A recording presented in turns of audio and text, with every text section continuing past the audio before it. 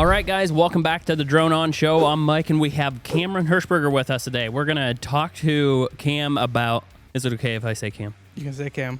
Okay, about having a thermal drone business, and you also got into spray drones business. So we'll go through some of those details, but thanks for coming on. Thanks for having me.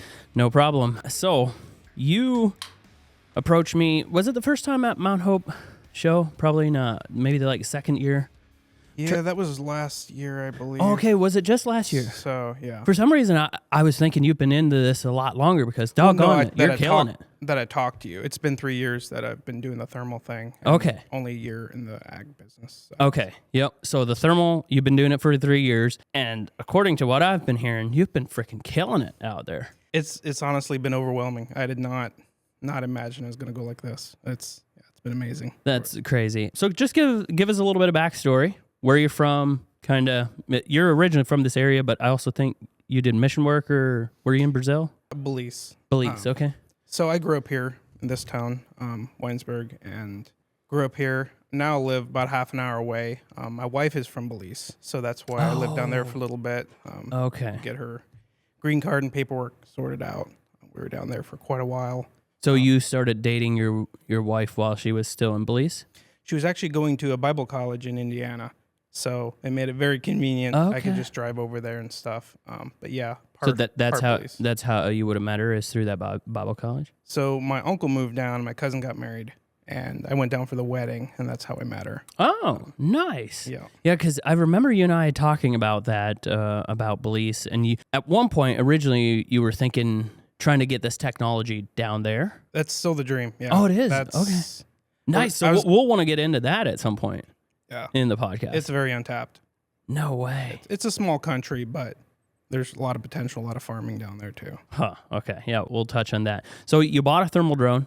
Were you going at this as it's going to be a little side gig, or were you like, I'm going all in? Originally, it was kind of a side gig thing. I kind of looked at it probably differently than most people did. I was very interested in the helping the hunters side of things.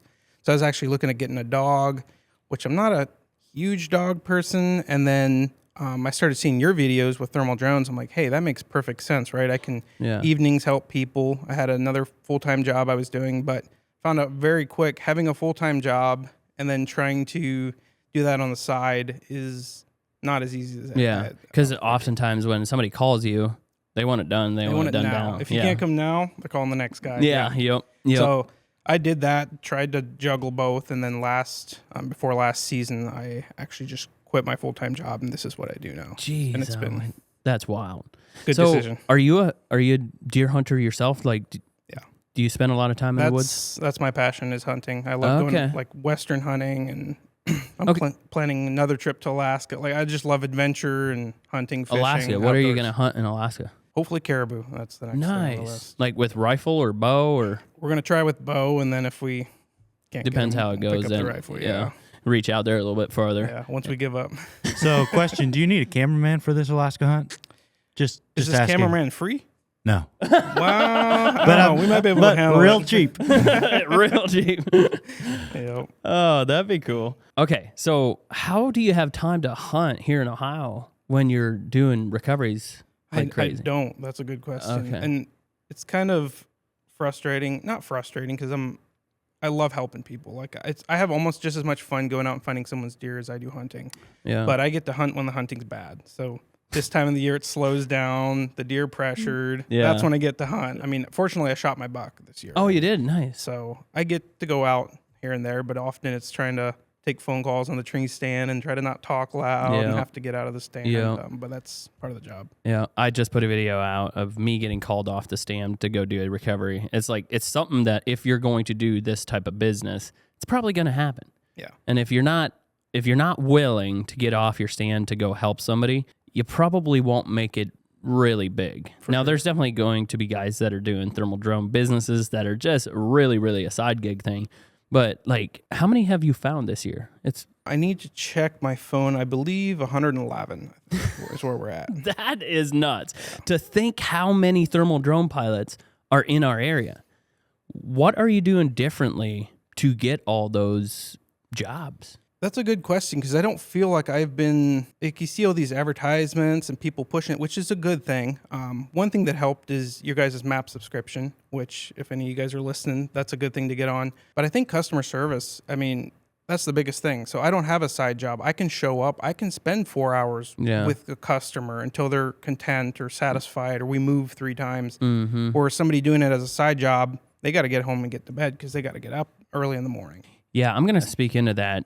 That is one thing that I have a little bit of a problem with people getting into it is they've heard how good the money can be. But if they're there only for that, just for the money, it starts to become an issue because you feel pressured. You don't want to be there. You just want to move on to the next one. That's a problem. So hearing that you're there to help the hunter, those are the type of people I want on my platform because that's what I've been giving people when they call drone deer recovery is my ultimate goal is I want to.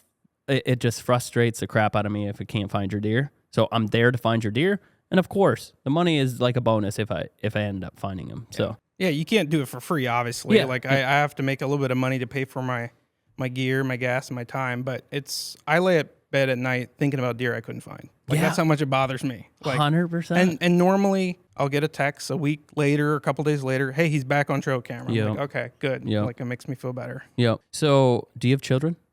I do, yeah. You do have children. So you're gone probably through the night a lot. How's the wife take to this? She accepts it because I was a logger before this, which isn't the safest job. I've had a couple injuries. I had 2 knee surgeries already, not logging related, but I fractured my back, logging related, my shoulder. It's not been... We got to get into that. It's not been the best. Wait, how old are you? 28. You're young. Yeah.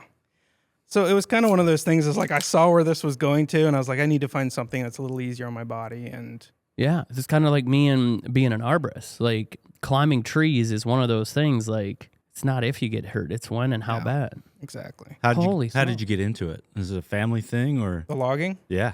Yeah. So my uncle owns a logging business, and I had ever since I was a little boy, I wanted to. And finally, when I was 15, my parents were like, "Okay, if that's what you want to do, we'll drive you over there every morning at 4:00 in the morning." And that's how I started. Wow. Since I was 15 doing that. And how many years would you have done logging? Probably around 12 years. Wow. It was on and off. I did that line of work for a little bit. Were you the cutter or the skidder driver? Mostly skidder driver, but I did probably about 3 years of cutting too. Okay. So both. I was mostly the skidder driver, and then I did some of the cutting, but I'd say I wasn't probably a good cutter. Yeah. There's definitely people that are friggin' good at doing it. Like felling the trees, trying to get them in a way that's easy for the skidder driver to pick them up and get them out of there. It's an artwork. I believe you. And the people that do that line of work, most of the stuff in our area is select timber harvesting in hardwoods. You know, the cutting of timber, like that's on TV shows. A lot of that stuff is clear cutting, moving the big wood for 2x4s and building that type of stuff. But what you and I would have done, yeah, it's an art.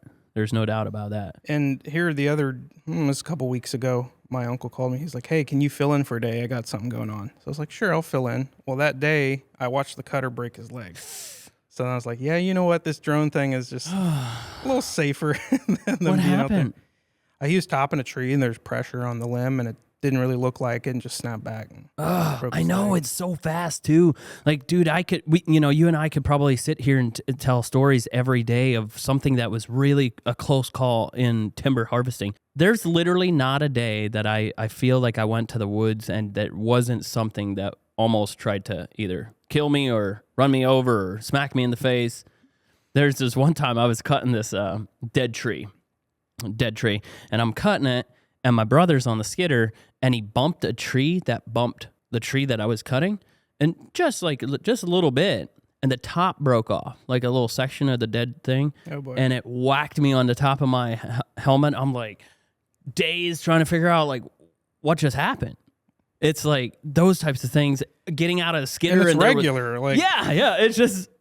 You're cutting a tree and whoomp, something comes down. You're like, oh, that was close. That wakes you up. And you're like, okay, I better take this seriously. Yeah, but it's like, we tried to be as cautious as we could. I get out of the skidder. I'm looking up, right? Looking for hangers first before I start walking around.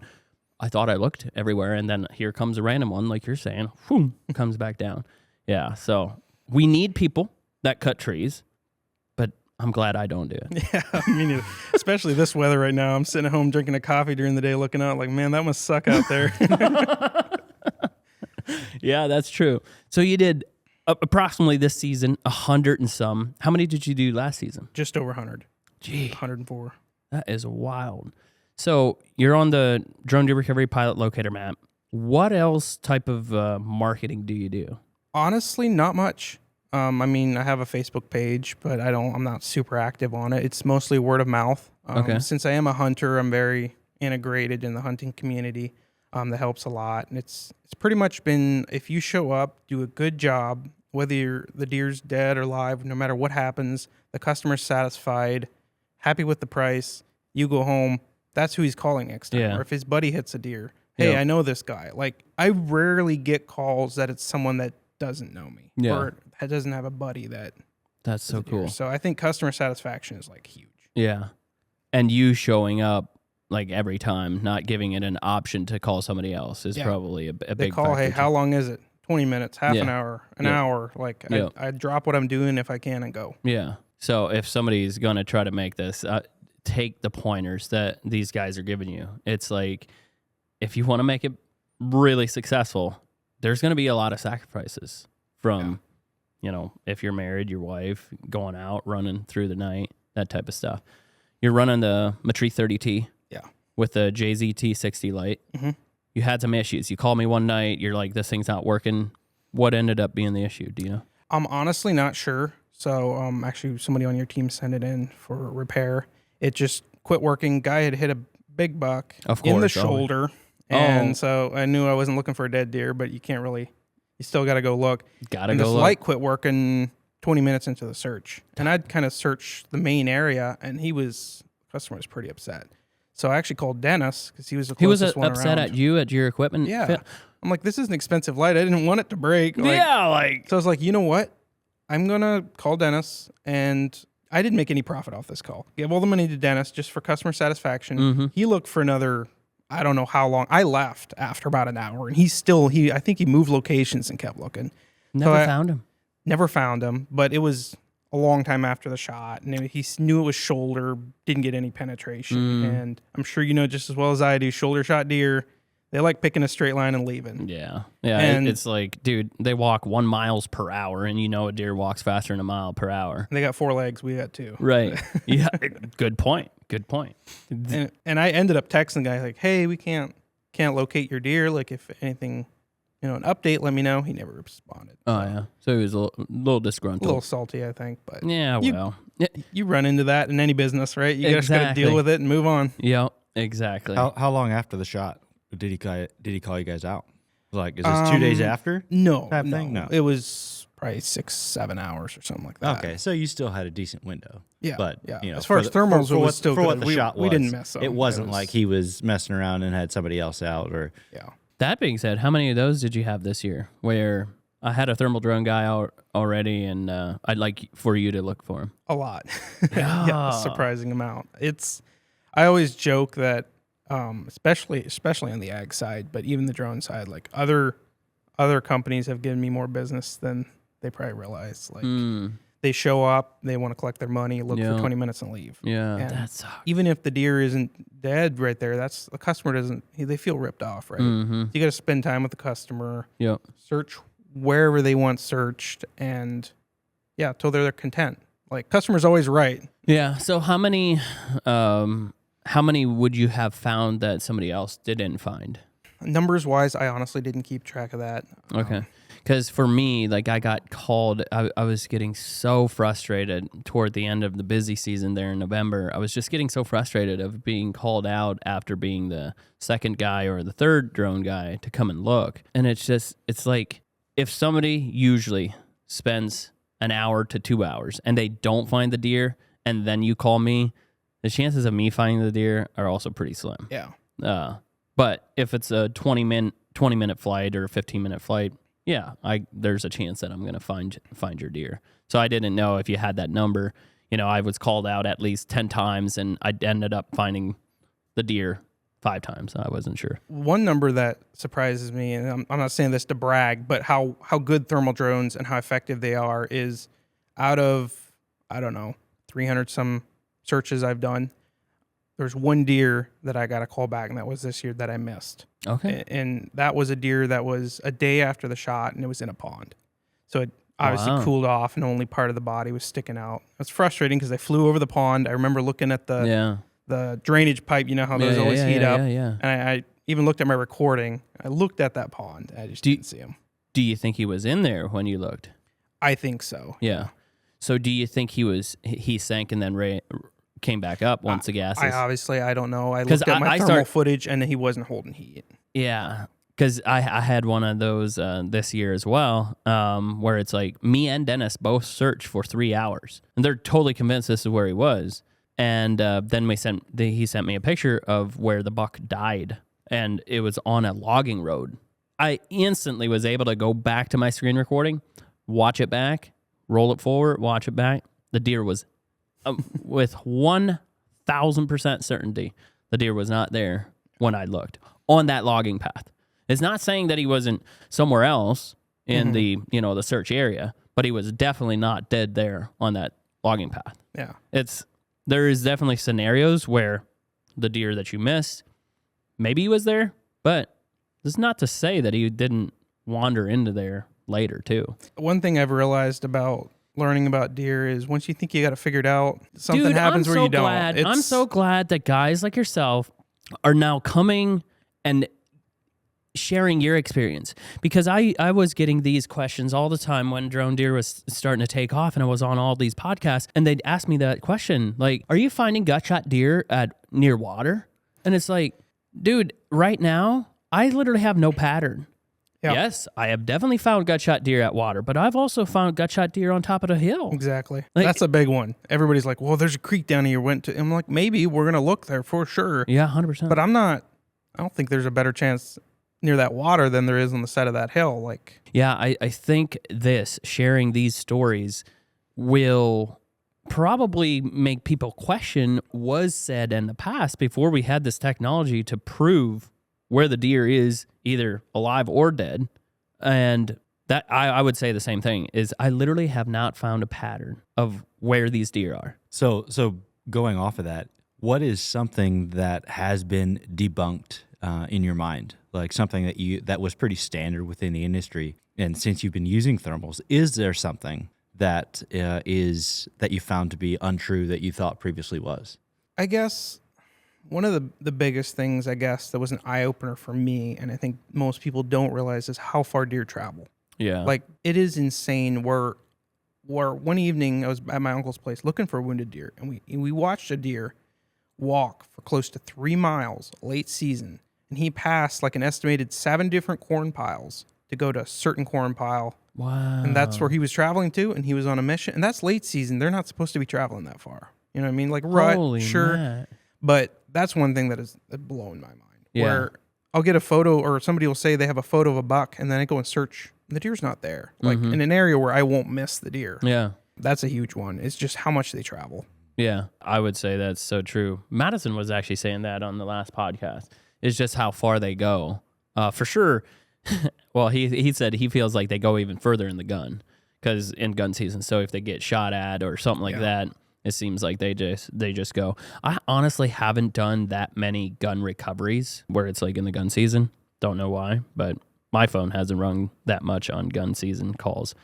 Do you, in the rut, do you think that bucks are tougher than they are like early season or late season?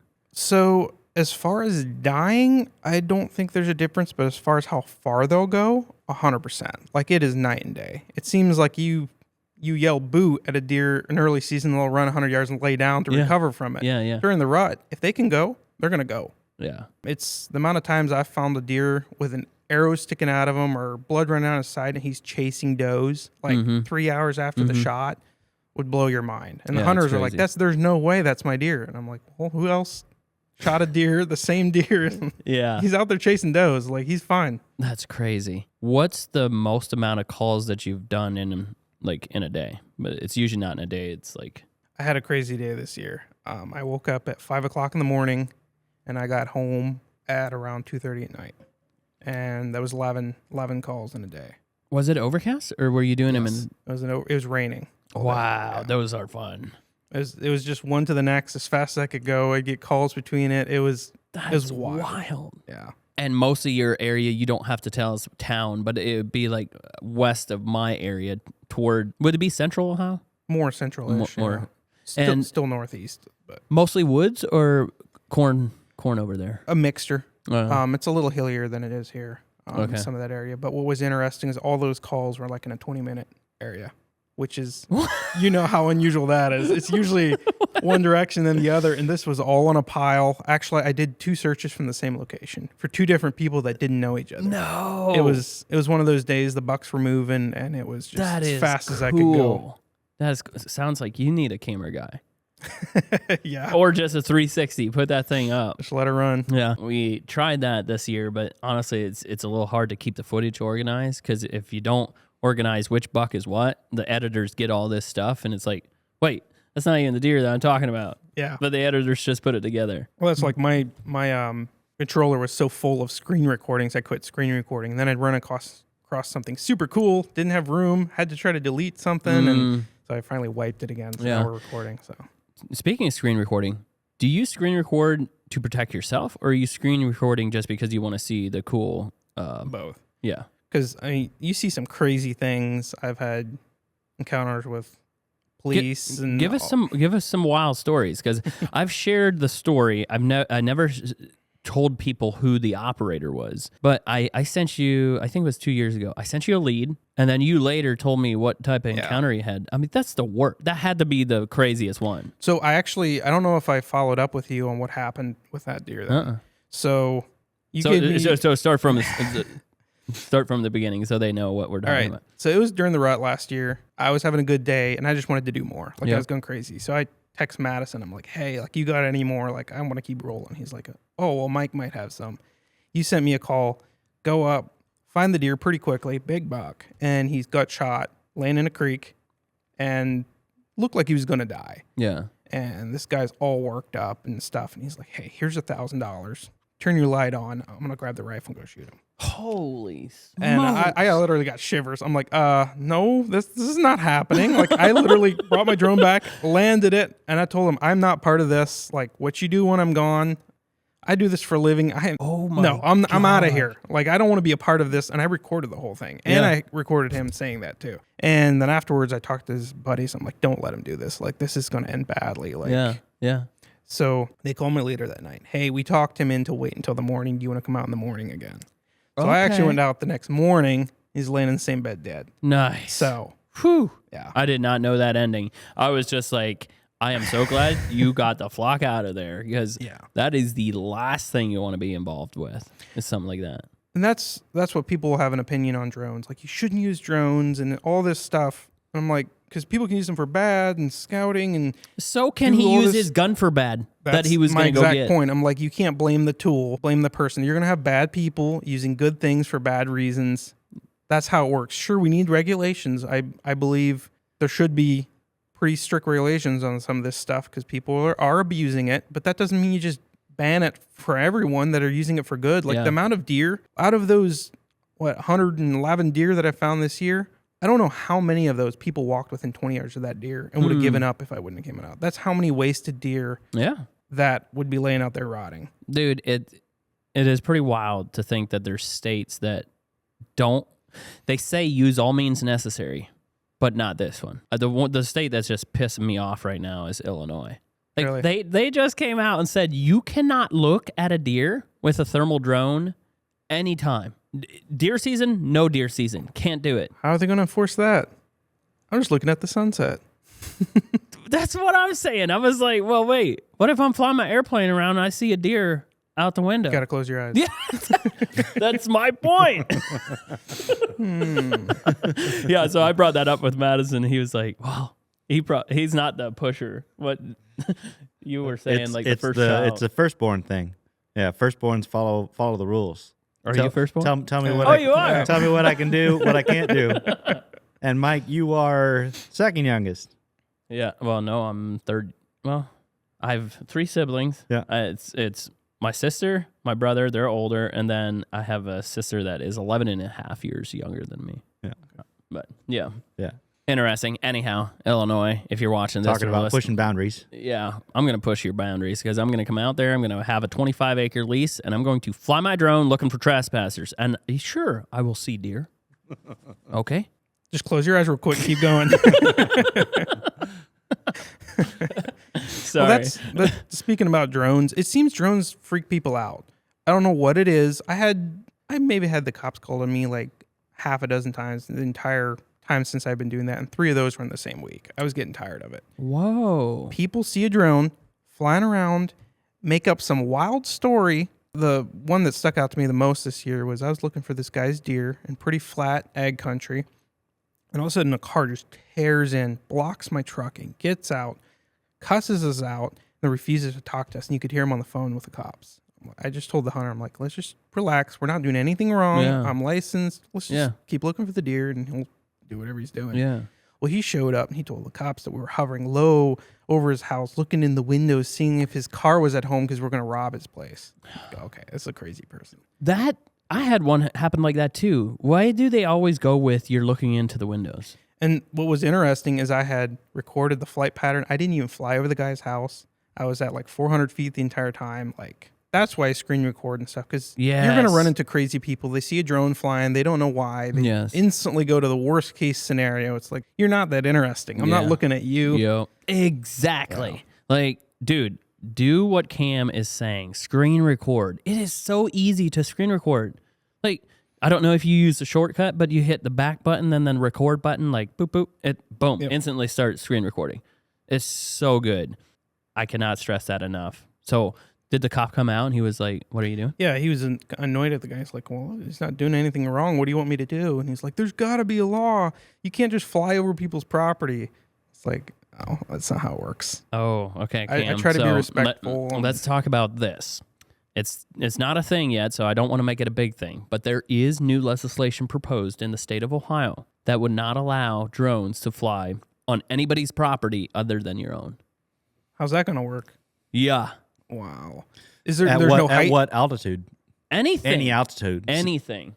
Yep. It's that's legislators. It's legislators like that person there that you had to run in. That is a legislator, and he's like, well, you shouldn't be able to do that. Like, so you can't do it. So I don't think it'll ever get legs. I don't think it'll ever go anywhere. But that is a problem, right? Like people that have power that don't understand how this technology works and how drones work, they just get scared thinking that, oh, geez, everybody's just spying on me. And then they write this stupid bill that could literally affect us.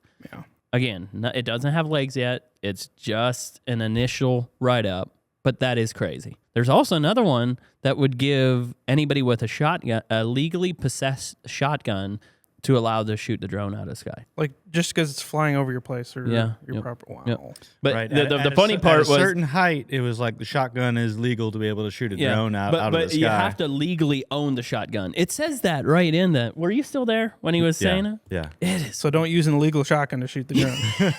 Yeah. What are these people doing? Yeah. Well, the thing is, you know, the state is trying to do their own thing, but that's a federal. It's federal. Yeah. Like, so it's not going to, just because the state says that it's a thing, doesn't mean it's going to be a thing, because it's federal. We, the people, own the national airspace system. You own it, I own it, Landon owns it, and everybody else that's listening to this in the states own the airspace. And some of these, it feels like it's someone is proposing it, and they're in a place, and then they can pat themselves on the back and go back to their supporters and their constituents and say, I made an attempt to pass something, and they know, even if they know that nothing's ever going to happen or come of it, they can at least go like this.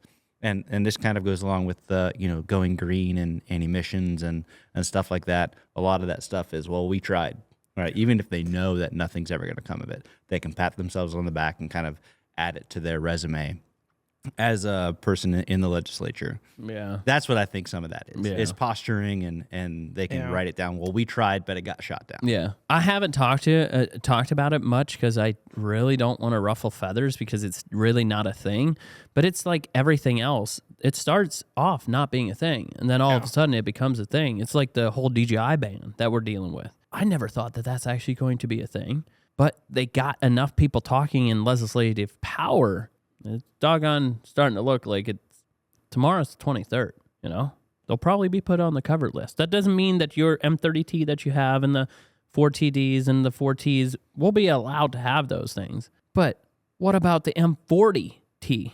You know, that would be cost effective, fly better, fly faster, all those things. Yeah, there's nothing competing with Not DJI. even close. I looked into other drones and stuff. It's like, especially on the thermal side, it's like, It's there's nothing I even laughable. want. It's laughable. It's absolutely laughable. But the good thing is, you know, I think that the technology we have as of right now will still be very valuable for 3 to 5 years. I think. Yeah.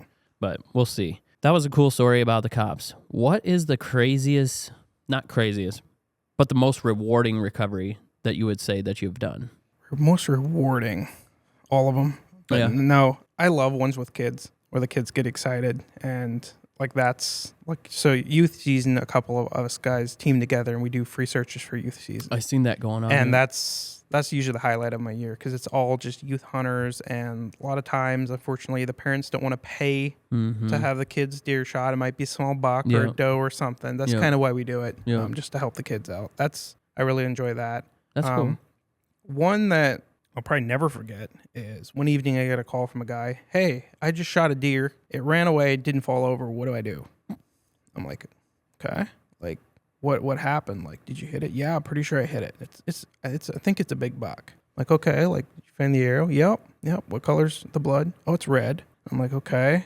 He's like, This guy- this is my first time hunting. Oh, I was going to say, So I it was sounds like this guy. This is making sense. I wasn't sure where this was going. And it's like, okay, I'll come out, and take a look for you, whatever. And I show up, and he shows me a trail camera photo of this buck. The thing's huge. Like, the biggest deer I've ever seen in my life. No. And I find the thing bedded in a corner of a woodlot, got shot, still alive. So I told him, just don't go in there. Let's just back out. I'll come back tomorrow morning. Yeah. So the next morning we come back. He's laying back there dead. And he goes back, drag this deer out. Once I saw this deer, I was like, oh my goodness. Like, this guy has no idea what he just shot. No way. I mean, this thing is massive. And he's laying there, and he's like, you think it'll go 150? And I'm like, oh my goodness. Like, I bet it'll go over 200. He's like, no, there's no way it'll go over 200. Oh my goodness. First time hunting ever. I think it was his second hunt. He borrowed his buddy's crossbow, put a blind up behind his grandma's place, and I think he put out some apples. And this, I'm not saying this to like make fun of him because the first time hunter, you have no idea. He obviously did something better than I have ever done, right? I have never seen anything that big. And this deer just comes walking in with a doe. He's getting ready to shoot the doe, and he sees the buck. He's like, I'd rather want a buck. So he shoots this buck. Wow. Anyways, the thing got officially scored at 225 and like 1/8 or something. That is awesome. Just a massive, crazy deer. Oh my That's incredible. And I still keep in contact with him, and That is crazy. yeah, that was a cool one. I Like would he was say. excited, but his buddies showed up too, and you could tell the buddies were pretty jealous, like because they hunted. And he's like, "Yeah, this is pretty sweet." And I'm like, "Dude, I'd give my house away for this deer." Can you imagine though starting off that big? I wonder if he's going to like hunting in the future because I had a friend that very similar, wasn't nearly that big of a buck, but shot a big buck his first time going out or one of the first times, but he never really went hunting after that. So this guy actually he shot a buck this year again. Obviously not a 225 incher. It was a nice, decent ear width buck. So I think he's enjoying it. Okay. But I always said I'm glad I didn't shoot a big buck to start with because Yeah, it feels that like that's would- still like a goal of mine, right? I gotta try to get bigger and bigger and bigger. Yeah, that would be tough to beat. I mean, Yeah. to try to beat that, he probably But you won't can't- ever. Like that was one of the biggest deer shot in Ohio that year. Like what do you? Yeah, that is crazy. right place, right time. Yeah. Yep. So you got into spray drones as well. Was that we had talked about Belize? Was it originally because you were talking to me about spray drones? Were you originally thinking of taking it to Belize, or was it build a business here and then go down there? So originally my plan was kind of to do a Belize thing. I wanted to buy a drone, get it started down there, train people, and kind of manage it from a distance. And I kind of figured out, that might not be the best idea, especially not being experienced in the space. So then I ended up actually starting my own business here in hopes that it could be successful enough that I could, in the off season, travel down, which is still a dream of mine that I want to make happen. And when it's winter here, is it summer there? It's just warm and hot all year. So you don't have to look at the weather. It's close. hot. It's close enough to the equator. It's the same thing all day, every day. Okay. Maybe a variation of what 10 or 15 degrees. Yeah. And it rains more at one point and a little bit less at the other. Yeah. Okay, so it's not like going to New Zealand where it's like different. Yeah, one crop comes off, they're tilling for the next crop. No like they're way. they're going. And it's a very so they have caliche, which is like a clay. And if it rains on that stuff, you're not getting equipment in there. So the plains have a huge monopoly down there to spray. So they have like a community, a farming community, and those planes are just nonstop going every day. And I'm like, well, if they're going every day, that means there's a lot of spraying to be done. Yeah, so there are, I mean, they are paying to have aerial application done. Yeah. Just not with drones yet. So there's one guy who has some T30s down there, but he just does his own farm. He doesn't really do it for other people. And obviously T30 isn't quite as efficient. He's had a little bit of issues, but he's been pretty successful with his own farming stuff down there. But it's just, I mean, you have your beans, you have your corn, you have your coconuts, you have your citrus fruit. Like there's a lot of opportunity there for different stuff. Wow. To spray all year long. You got an in. Like if I were you, I'd be down there trying to figure that out right now. Because if you can be one of the first ones that tries to make it big, it's gonna go. Like just even operating costs. Obviously, you know that now starting your own up here, but operating costs. I don't know how the airplanes are gonna compete with you down there. Is it mountainous? In certain areas, but no, where they farm, it's all flat. Oh yeah. Like pretty much completely flat, beautiful fields. Is there a large Mennonite or Hutterite community down there in Belize? Yeah, so there's a Russian Mennonite community in Belize that kind of they own a lot of the bigger businesses in the like. So my father-in-law actually owns the only dealership that deals in John Deere parts.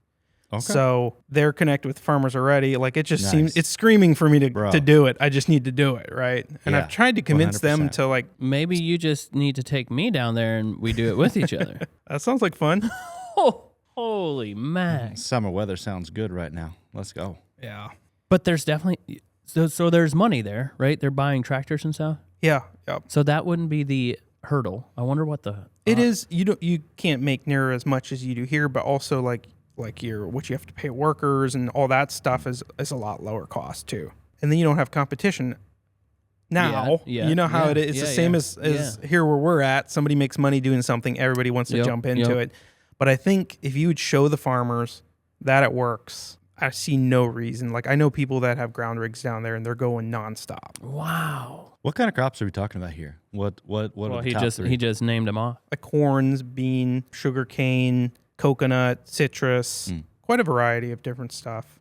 Yeah. So it seems like there's always something to spray with all the different crops. Dude, I'm thinking of like, are there restrictions maybe on flying big drones? So there is, but nobody follows them. It's a small enough country, they can't really regulate anything. And it's a third world country, so it's on the corrupt side for a lot of it. So there's technically, you're not supposed to fly a drone in Belize unless it's for a business and you have to like go through all these hoops. And I don't know one person who does that. And there's never been anything done. That's part of the reason I've been hesitant. Okay.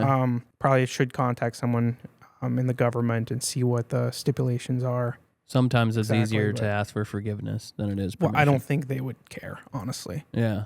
Well, sure, if you're helping the farmers. Yeah. Yeah. Holy moly. Yeah, sounds like an opportunity. Well, the cat might be out of the bag, so you might want to get a well, I don't know how many people from Belize are listening, but... No, people from the States are like, well, I'll just go down there. But you got the connections, dude. Yeah. Yeah. So how'd your sprayed business do here in Ohio? Because this was the first season, right? Yeah. So I had a little bit of issue with my licensing stuff. I gave you some wrong. I gave you some wrong information because there was a lot of one person would tell you one thing. Yeah. One AI would tell you one thing. So we'll just clear the air right now. If you are a resident of Ohio, you cannot get your Kentucky applicator's license and expect it to reciprocate in Ohio if you're a resident of Ohio. Yeah. Now, if you're in Kentucky and you have it down there, then it will reciprocate into Ohio. Exactly. Because in the beginning, when I started, I was given that information. Because Kentucky, it's easier to schedule your testing with Kentucky, the state of Kentucky. You can do it online, where Ohio, you had to go somewhere. I don't know if it's still like that. Yeah, you still have. I think once you have your license, you can like do the renewal or whatever they call it online. Yeah. But for the original first time, you have to go in, which isn't a big deal. It's I thought it would be harder than it was, but The test to pass it? Yeah. Okay. Did you go to the class, like the 8-hour class thing? No, I just went for the test. Yeah. Wow. So what did you use to study? They have online. Okay, so you curriculum just can did the look at, online study. Yeah, because And go ahead. I was just going to say, I passed the Kentucky one, which wasn't valid. So I had already done, it's pretty much the same thing. Yeah. So it wasn't new to But me. hey, now you could go to Kentucky if you wanted to. That's true. Yeah. Kentucky acres down there can be really nice if you get in the right area. That's what Madison was saying. You guys You know, did a lot quickly down there. dude, big fields. So Ohio, you just studied online and then went and did the test. Passed it the first time? Yeah. Aerial and core? Mm-hmm. Yep. I'm going to come out and say I did not pass my aerial. I thought I was a little too, what is that called?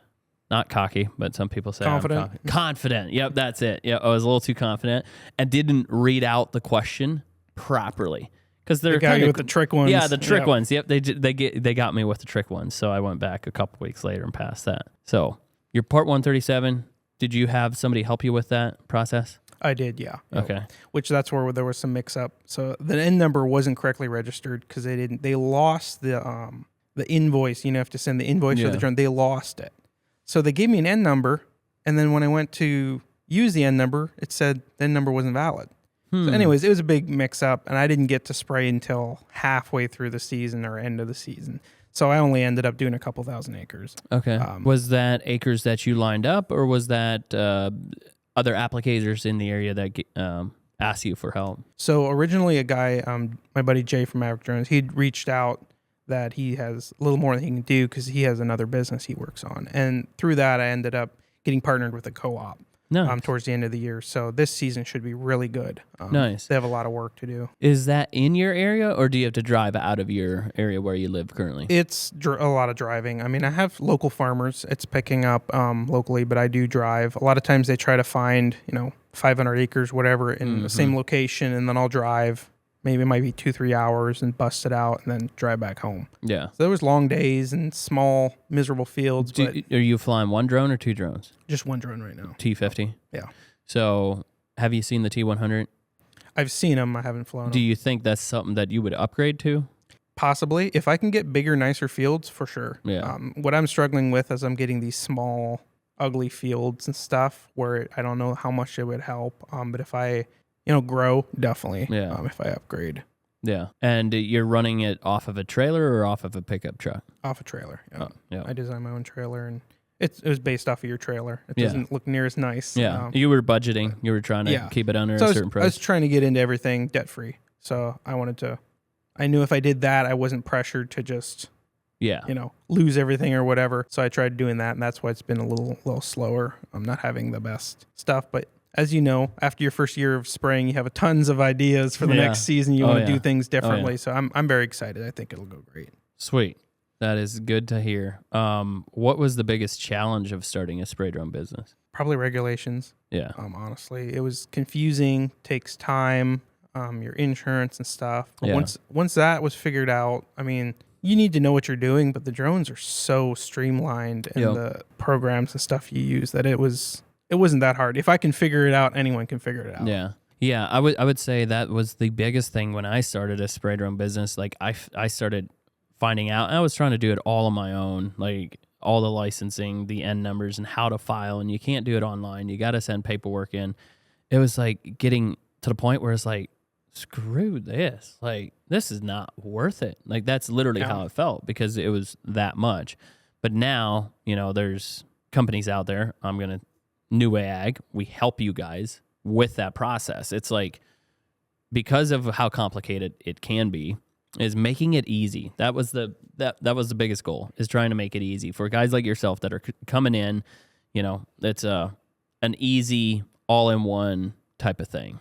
You can get your regulations, you can get your N numbers, you can get your drones, your training, the whole 9 yards. Did you buy your drone from us? I did, yeah. You did? Yep. And the regulations, did you do it to somebody else? I did, yeah. Okay. Yeah, I wasn't.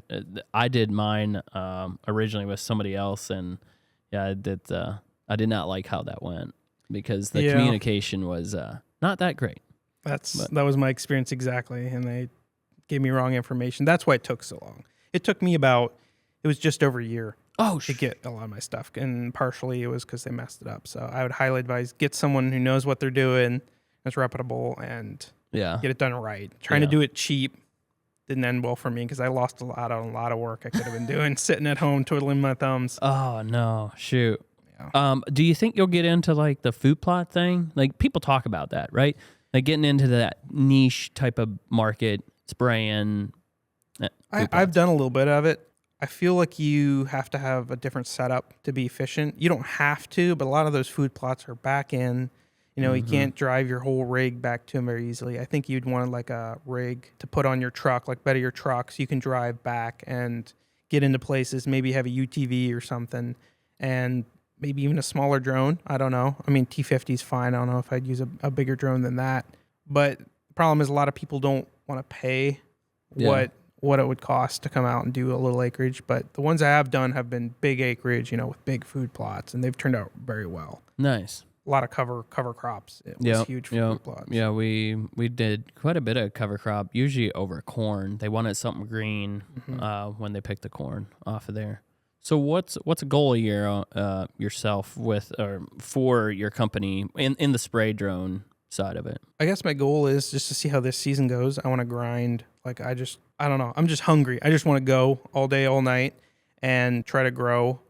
Get a second drone, which I might even do before the season starts, just in case. I was running one drone, didn't have a crash, didn't have anything. I think it changed 3 props that had cracks in them. That was the only thing that went wrong. So I might add another drone to the fleet, and then hoping by the end of this next season and about this time next year, I might be in Belize. I don't know. Sweet. So do you do it all by yourself, or do you have a helper that? I do. Yep. I had a helper for some of it. But a lot of the fields that I was doing were pretty small and moving a lot, that it didn't create efficiency like I thought it would. So I've just been by myself driving all over. Did you do any door knocking to try to gain work, or? I did. Farmers, as you know, are very reluctant to trust someone with their crops is a huge deal, I found out. Yeah. A lot of it has been people I know, and then you do service for them, they're happy. Word of mouth is key. And through the co-op, obviously. If someone can get connected with a co-op, that's huge, because then you have, like the co-op I'm connected with, I'll show up, they give me a map, send me the files of the fields even, load me up with chemical, fill me up with water, and I go out and do the work. That's nice. It's a lot easier than dealing with individual farmers, especially in our area, because we have a lot of small farmers. You won't really find a lot of farmers that have 200, 300, 400 acres of cropland. You're dealing with a 50-acre field. A 100-acre field's pretty big. Yeah, I just had a guy from Illinois come in and get some T100s, and he was saying that their average farmer is a 1,000-acre farmer. Wow. Here, I think the average farmer might be 100, maybe, and a quarter. I don't know. Yeah. But it's small compared to some of these people. So, yeah, dealing with those types of fields can be very challenging to be productive, right? If we're charging only by the acre. Yeah. It's great for the farmers, right? It does a good job. It gets in where planes can't and stuff. But to try to get a lot of acreage done in a day when you're setting up a lot and moving, it's a little more difficult, and you have to charge accordingly. Yeah. So somebody helped you make a connection with that co-op. I was trying to go out, door knock on co-ops and show them my equipment. Have you been able to pick up any work that they just randomly seen your rig and they called you like that? Yeah, I have. All the time farmers are stopping in. Hey, what are you doing? You want to do my field? It's just over the hill. I'll do, I have 50 acres, and sometimes I'll just drive over and do it right away if I have the time, obviously. But yeah, that's been a big thing. People stopping in, asking questions. Sweet. Mostly fungicide work? Did you do any burn down or herbicide work? A little bit of herbicide and beans and stuff. Okay. Mostly fungicide. Okay. And then... Did you do any pasture land? I did a couple, not a huge amount, no. Okay. Any words of wisdom to somebody that would want to start in this business? Because obviously, as you know, this is a growing thing and people are going to do it. Yeah. So I think... what I'm going to preface, by you not sharing, they're still going to try to find it elsewhere. Because when I was first doing drone recovery, I would not even want to share what drone I was using because I didn't want other people doing it. Then I figured out that's not going to work. They're going to figure it out one way or the other. Well, that's the thermal side of things. I was kind of like, people call me regularly. Every couple of weeks, somebody will call me, hey, should I get into this? And I'm like, sure, I'll be honest with them. But don't do it as a side gig and think you're going to get rich off of it. You know what I mean? Like, this has to be a passion and get into it. Then yes, you can make a go of it. You got to be driven. It's a blast flying drones, but there's more to it than people think. It's a job. You gotta work hard at it, and you gotta want to be the best at whatever you're gonna do. Like, even if you're not going to be the absolute elite, you gotta want to try to be that. Because if you don't, then they're gonna find somebody else that will. Yeah. I get a lot of calls from farmers like, hey, this guy said he was going to come, didn't show up, or he says he can't do it till that, or he didn't want to come out that late and look for my deer. Like, and then I'll go do it. And well, that's work taken away from them. So got to be driven. Yeah. Just do it. Now's the time. Yeah. Before we go, cost of deer recovery. Are you still the same to do a deer recovery when you first started, or did you have to adjust your price some with the competition? I have been struggling with price, to be honest. I do local for cheaper, and then if I have to drive a distance, it goes up. I've stayed pretty much the same. The one thing I find really, really interesting is the people who have super cheap prices are the people struggling to get jobs. There's a reason that they're having to lower their prices. They're either not doing a good job or something's going wrong. So when I start seeing the $100 to $150, I start getting a little concerned. I did too. And just as well as I do, how many people get a loan out on a drone to start their business, and then they call me and like, hey, how many have you done? Oh, I've done 3. Yeah. And then you see their drone for sale on Facebook Marketplace. It's just, they're not driven enough. They think they can buy a drone and it'll just make them tons of money. Just ringing off the hook. Yeah. No. Yeah, definitely not that. As you've seen, I haven't had problem getting work this year, and there's more people than there ever has. I think it's just, I don't know. You got to work hard at it. I mean, there's no cheat code. Yeah. Especially not in our area. It's pretty saturated. I mean, if you can get, I know a guy in Southern Ohio, actually met while I was doing spray work down there, and he bought a thermal drone, and I don't know where he's at recoveries, but I think he did 80 some his first year, but he's the only guy around. Like, there's nobody else to call. He has the monopoly on it, and people. Yeah, that's usually the question I ask them. They ask me a question, hey, should I get into this? And then I basically, it's a question to them. Well, what's the hunting like in your area? Like, if you expect to have this business be successful and you got to drive 2 hours to get to a good hunting area, I don't know if you're going to want to do that. But yeah, you got to be in an area where there's hunters. Don't expect it to be successful where there's not a bunch of hunters. But I am pretty impressed with where you're located and how many calls you get in the area you're doing your recoveries. So it must have just started with a few people and then they spread it out from there. But there's guys out there now though too, right? Yeah, there is. I've run across quite a few people. But I try to contact the people, become friends with them. I know there's a situation. I don't know if you've been watching Northeast Ohio. There's a situation right now with 2 drone companies. Big issues with each other. Anyways, be friends with everyone. Help them out. That's better than tearing people down. The people tearing other people down are the people struggling with their own business because they're afraid of somebody doing it better. If you do the best job, people are going to call you. Yeah. It doesn't matter how many people are around. They're going to get the person they trust. So there's some drama going on between companies that are in the same area and they're having issues.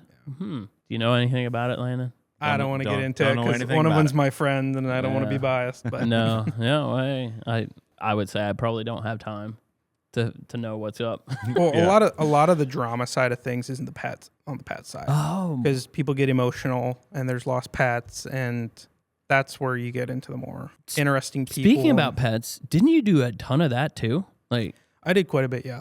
I haven't kept track numbers wise, honestly. I kind of just take them as. So the pet number is different than the deer recoveries that you mentioned earlier. Yeah. So that's separate. Wow. Okay. Wow. Yeah. Nice. Do the pets pay better? No, honestly, not really. You're dealing a lot more with city people, and they're just, as much as they want to find their dog, a lot of people just don't have the money. I know people are setting it up where you can do payments and stuff. I haven't done that.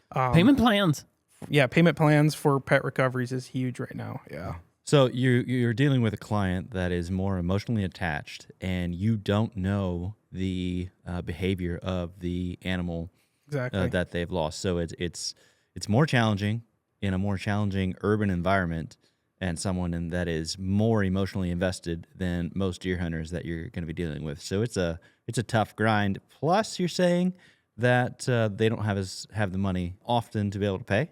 It's some customers. You find more customers that want a cheaper price and stuff. But Right. yeah, high emotions.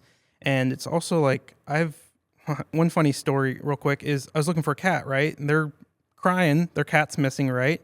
I'm looking for this cat. I searched for like 4 or 5 hours for this cat in a city, right? And I looked at probably, I don't know, 30, 40 cats. Can't find this cat, right? They're like distraught. I go home feeling like an idiot. Can't find their cat. They call me the next day. Hey, we found our cat. Guess where it was? I'm like, I don't know. This was up in Lorain. It was in Kentucky at a truck stop. And they had it chipped so they know it was the same cat. How it got there, I don't know. Obviously, probably jumped in a truck or somebody picked it up. But that's why I couldn't find the cat. It was in a different state. You're 5 hours in. How much? Yeah, drone battery didn't want to go that far.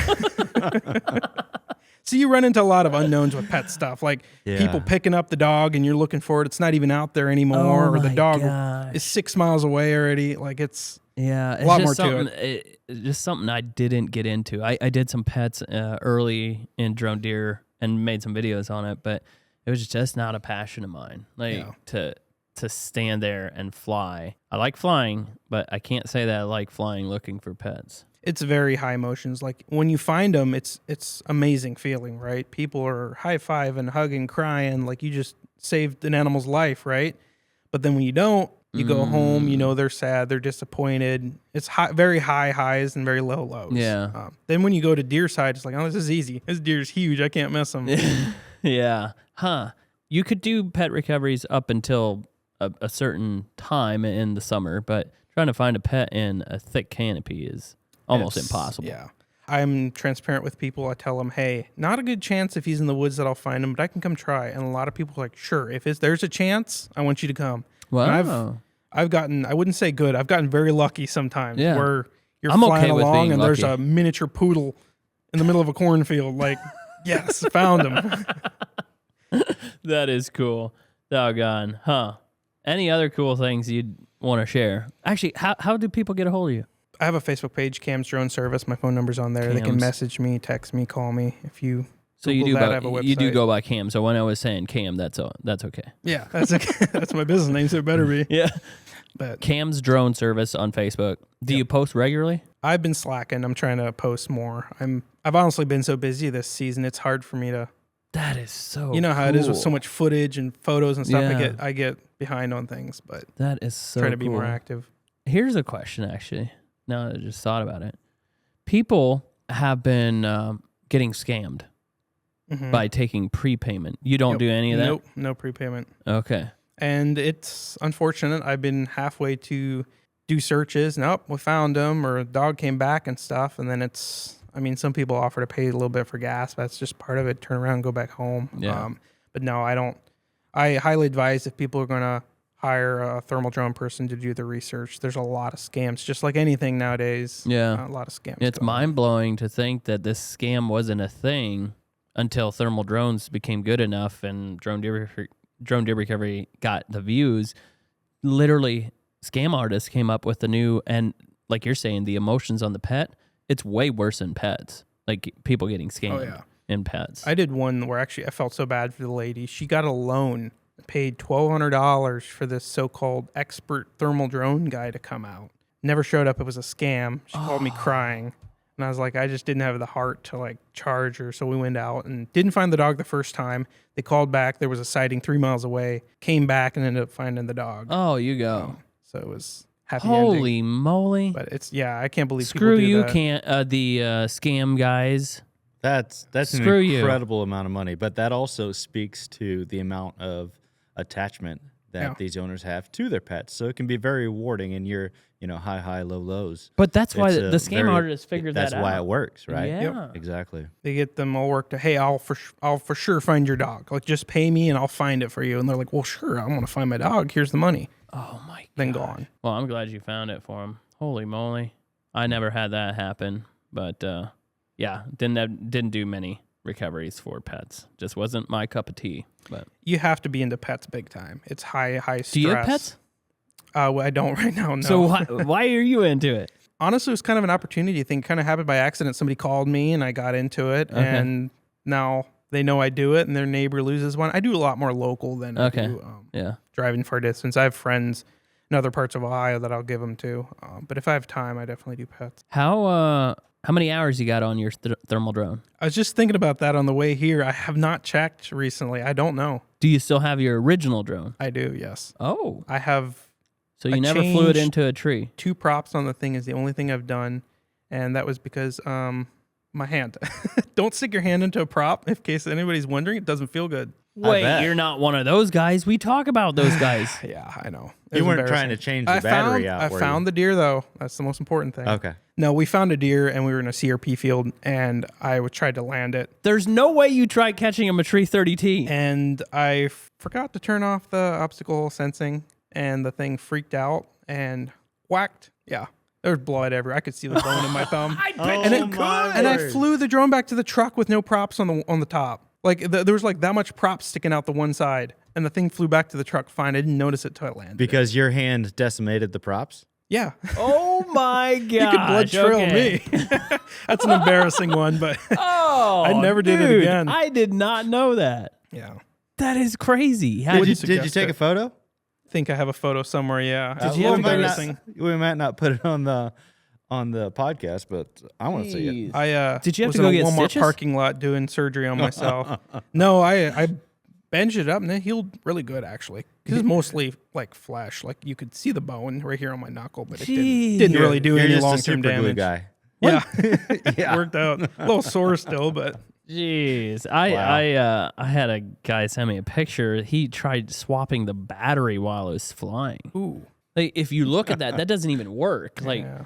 it's gonna hit the propeller. I don't feel quite as dumb, but that's still pretty dumb. At least it wasn't a. So T50. yours hit you because you were trying to land it at in a CRP field. Yeah, I went to reach for it and it sensed my hand, and I was trying to do it quick, and it like turned to kind of go to get away from my hand because of the obstacle sensing, and tilted a little bit and got me. Then the prop angle changed and got you. Wait, Yep. but you don't catch your drone regularly. Not a 30. Not anymore. Did you? I have before, yeah. No, I just don't have what it takes. Well, I don't do it ever if I don't have to, but there's no place to land it, right? A CRP field where you're going to land it. I should have flown it back to the truck, but I was trying to be cool and get a photo with me and the deer because it was a big buck, like 170-inch buck, right? But yeah, shoot, wouldn't suggest it. Definitely do not do that. They're not toys. They're not the 30T. That sucker, that thing's heavy. Yeah. It's probably pushing 8 pounds or over with the 2 batteries in it, and those props are spinning fast. Now the smaller ones like the Matrice 4, and that's a little different. But I was thinking like my Mini, grabbing all the time. What's the big deal? Yeah, not the same. I just don't think even if you would grab it, you try to flip it like you do the other one to get it to shut the motors. I don't know It'd be that too much power probably to really. Yep, I think there's too much power. I would always just land it and have it shut down in my hand. Okay, so you keep pulling stick down and yep. Wow, you are daring though. Good for you. Dumb, I think is the word you're looking for. That's cool. All right, well, I don't have anything else. Thanks for being on. Thanks for having me. All righty. See you guys on the next one.